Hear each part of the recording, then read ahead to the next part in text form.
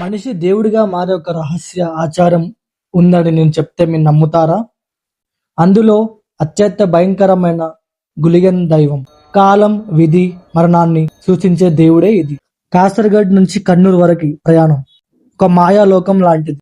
కొబ్బరి చెట్లు, ఎర్ర నేల, రోడ్లు. కానీ అసలు మ్యాజిక్ రాత్రి మొదలు. ప్రతి గ్రామం జీవంతో నిండిపోతుంది. డప్పుల శబ్దం, దీపాల వెలుగు. ప్రజలందరూ ఒక దైవాన్ని ఎదురు చూస్తారు. ఇది డాన్స్ కాదు, ఇదొక రూపాంతరం. గంటల పాటు సిద్ధం అవుతాడు కళాకారుడు. అతను దేవుడిగా మారిపోతాడు.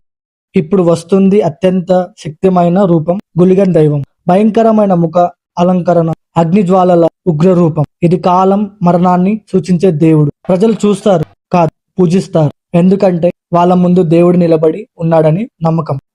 ఈ ఎనర్జీ మాటల్లో చెప్పలేం. అగ్ని, డప్పులు, మంత్రాలు, భక్తి.